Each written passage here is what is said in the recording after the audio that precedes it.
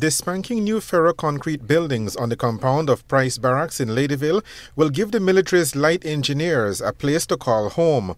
Commander-designate for the Belize Defense Force, Lieutenant Colonel David Jones, says making the soldiers comfortable is part of keeping the light engineering unit in a state of readiness to serve at home and abroad. The building they had before was very small. They didn't have the sufficient facility. Now the offices are beautiful. They are air-conditioned. There's central air conditioning in most of the building. And some of the specific offices has air conditioning unit. Now, this building that we're standing in is the most important one. This is where training will take place. We'd like the engineers to be involved in more humanitarian exercise. Apart from being the primary recovery effort troops here in Belize when there's disaster, such as hurricanes, we'd like them to play a role also in the region. So when one of our sister Caribbean country or Central American country suffers from a hurricane or some disaster, we can deploy the engineer company to render that assistance. The buildings, with a price tag of $1.4 million, are being given to the BDF as part of close bilateral relations between Belize and the United States.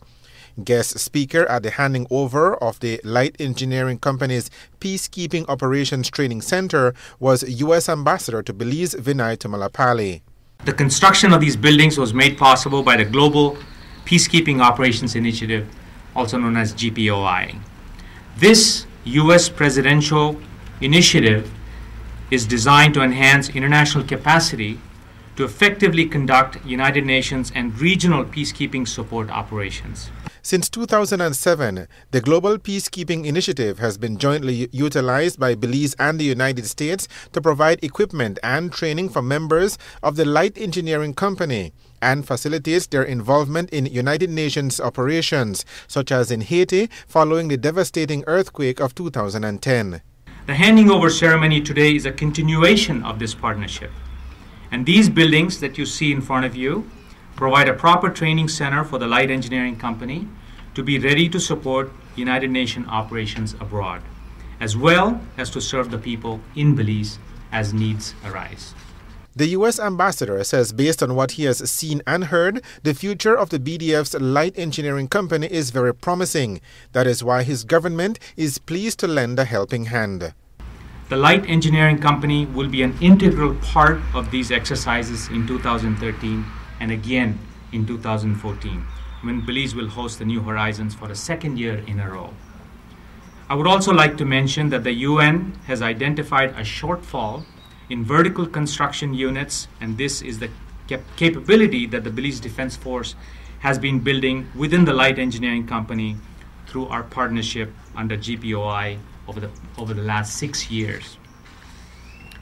As the U.S. Ambassador to Belize, and really as an engineer, which is what I am, I'm an engineer by training, it brings me true pleasure to see the commitment of the governments of Belize and the United States of America, and to see this excellence in progress. And the man who takes over command of the BDF in 2 weeks' time says he also has big plans for the fledgling group of soldiers. We expect this company to continue growing. They're not at full strength at the moment, so we have at least probably another 8 or 10 more guys that needs to be embedded into this company. And as soon as these guys get into the company, they also have to do the necessary training, equipment, and learn the functions of how this company operates, and be integrated and be prepared to travel abroad to assist any sister Caribbean countries. And as far as the buildings are concerned, when do you actually start using them? Well, of course, I'd like to start tomorrow. As from tomorrow, they will get the direction, they can move into their new offices. Reporting for Love News, I am Patrick Jones.